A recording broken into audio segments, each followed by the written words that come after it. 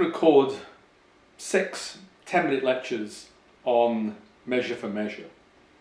My aim is to provide you with some information and some readings of the text that will help you in writing your papers about measure for measure as a work of political theory.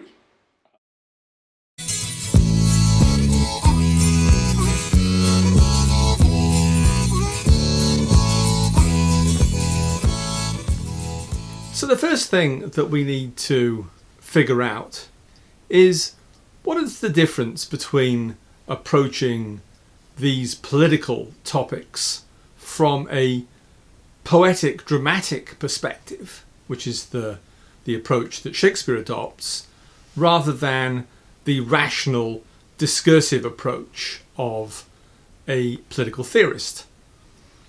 Here we want to try to understand what are the strengths and weaknesses of dealing with these weighty matters from the perspective of a play. What can a play do that a tract of political theory can't do? And vice versa. What can a tract of political theory do that plays don't do very well? And I think that's a topic that I'd like to keep very much on the table. The topic of this first lecture is first the context of the play. The play was first performed by Shakespeare's King's Men on December 26th, 1604. That date means that the play appeared 1 year after the succession to the throne of King James I. The play was performed for King James I. So who was King James I? Well, he was the Scottish king who had ascended to the throne of England on the death of Queen Elizabeth. He himself was something of an insecure character. He was very taken with his position as king. He wrote various tracts where he passed advice to his would-be successor, and he was also a great defender of the absolute authority, the divine right of kings to rule. While King of Scotland in 1585, for example, he passed a law that punished anyone slandering the king with death, and a couple of poor Scots fellows were executed for slandering the king. And that's a fact to keep in mind, because in the play we see an example of slandering not the king but the duke. Lucia is rather rude about the duke, and he's treated very harshly by the duke at the end of the play. There's a couple of other factors in the play, a couple of other small points that people like to say are referring to King James I. But it's not so much the biographical character of James I that is important for understanding the context of the play. I think there are two more important factors. One, a dimension of the politics of Tudor and Stuart England that we need to keep in mind, and second, a dimension of the social history of marriage at this time. The first thing to note about this period is that we are talking about a deeply divided society. This is a society which for the last 50, 60 years has been on the verge of a religious civil war. After the death of King Henry VIII in 1548 or whenever it was, the English throne was first ruled by a bunch of Puritan zealots, and then by a bunch of Catholic zealots. And Elizabeth, when she took to the throne in 1553 or thereabouts, I can never remember these dates, she had to cobble together some form of peace treaty between these warring camps, which she does with the Act of Settlement. So there is this religious conflict bubbling And there's a bunch of people living at the time who were sick to the back teeth of all this religious, authoritative interference in their lives. And I think you get a sense of that in the play, that there's a bunch of cynics, particularly amongst the minor characters, who are fed up with being judged by religious king, duke authorities. And that dimension of the play, I think, is important because I think Shakespeare has this view in mind. I think Shakespeare is not a great fan of strict religious control. Anyway, I'll talk a lot more about that in later lectures. The second historical feature, which I think is worth noting, is the status of marriage at the time. Now, central to the plot of Measure for Measure is this act of fornication by Claudio. But Claudio isn't a rapist. He is in what we would call a common law marriage with Giulietta. There's numerous references, both by Claudio and Giulietta, that this is a mutual agreement. But it's a mutual agreement. They've been living together, and now Giulietta's pregnant, that they haven't solemnified with church approval. And so this is a strange form of fornication. And in fact, if you compare Shakespeare's Measure for Measure with the original source material, and that would be this Italian chap, what's his name, Giorgio Cinthio, I think, who had written the story from which Shakespeare is taking his plot. In the original, the Claudio equivalent is a rapist, right? And so one of the things that we might want to ask is, what dramatic purpose is served by turning Claudio from a rapist, as he was in the original source material, into a very different type of lawbreaker? Someone who is conducting a consensual relationship, a relationship of love, yes, and sex, with Giulietta. Why did Shakespeare choose to change that? Now, one speculation is that Shakespeare's not really interested in fornication as such, that the fornication, the illicit act of sex, is merely a symbol of something else. And my speculation is that it is a symbol for religious disobedience, that the law breaking that Shakespeare's interested in is religious disobedience. He is someone who defends a wild and unruly freedom against an overweening authority. He is someone who defends a wild and unruly freedom against the overweening will and whips of the magistrate. And that dimension of the play is important, I think, and I will press this perhaps weird interpretation as we go on in this lecture. So that completes what I have to say about the context of the play, and maybe I should just talk very, very briefly about the plot.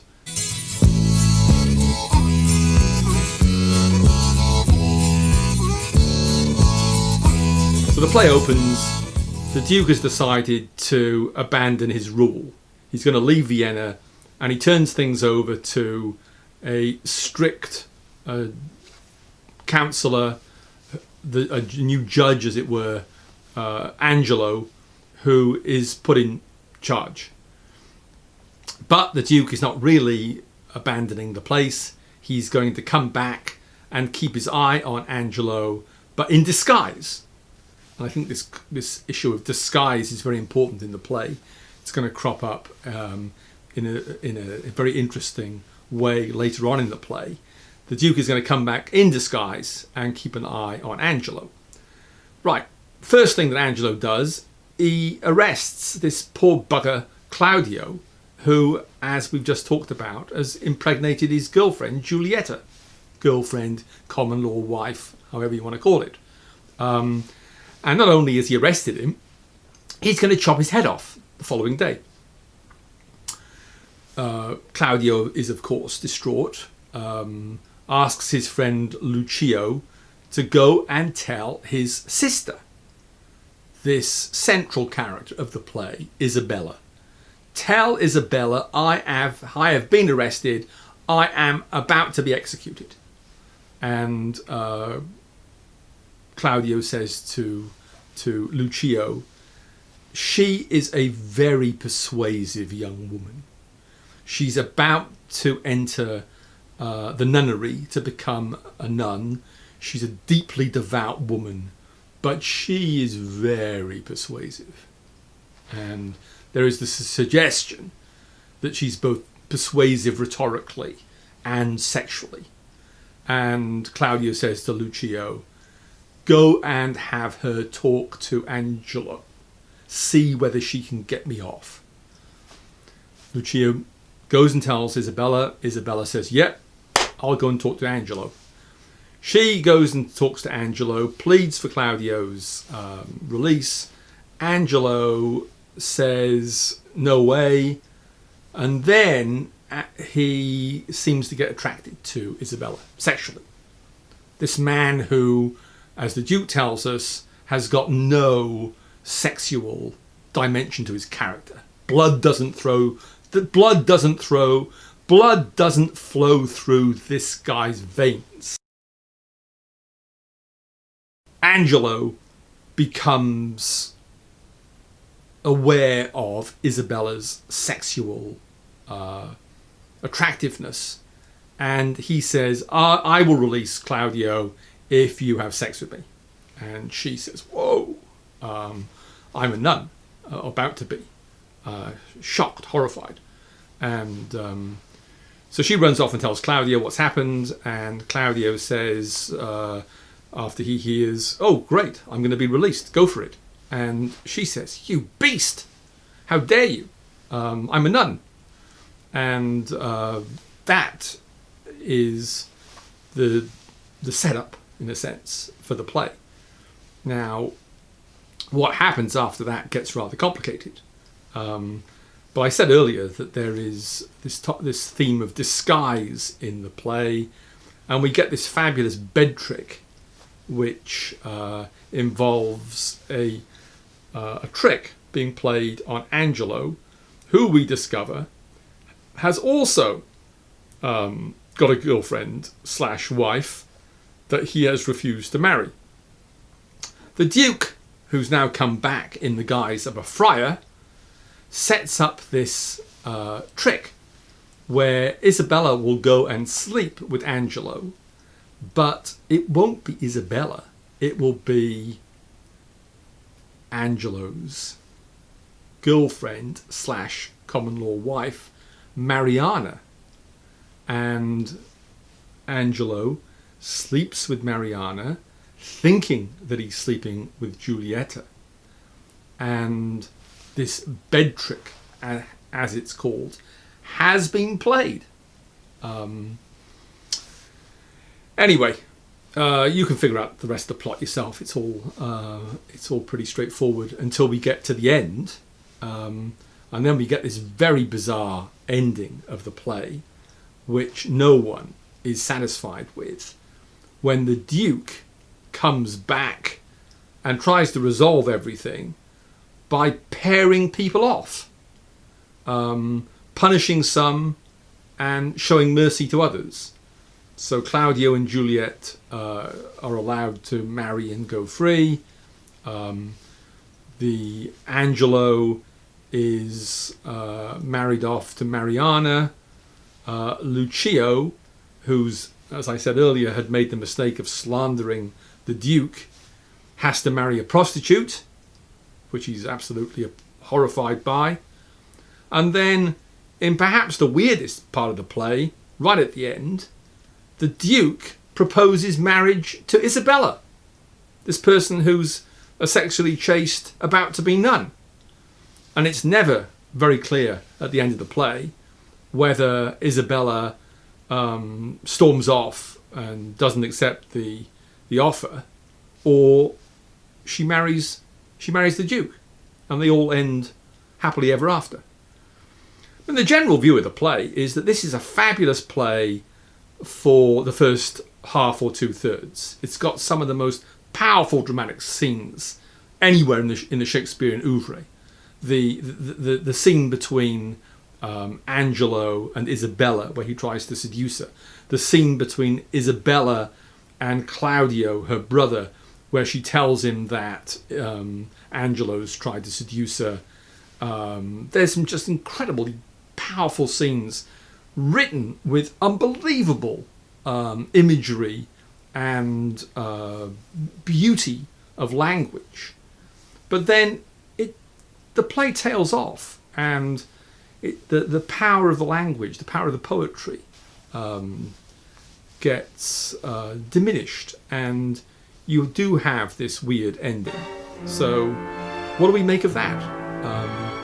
Can it be compared to Mozart's Requiem, for example, the first half of which contains, in my view, some of Mozart's finest music? The last half, very, very mediocre. No, we can't compare it to Mozart's Requiem, because in the case of Mozart's Requiem, Mozart dies in the middle of it, and the Requiem is completed by a third-rater, Patrick Sussmayer, whatever his name is. And Shakespeare didn't die. I mean, Shakespeare, 1603, when he writes the play, he's at the height of his powers. This is the period, this 5-year period from 1599 to 1604 or so, where he produces some of his greatest work. So it is a puzzle what happens with this play. Anyway, that's the first of my 10-minute or so lectures, just setting the scene, giving you some of the themes, and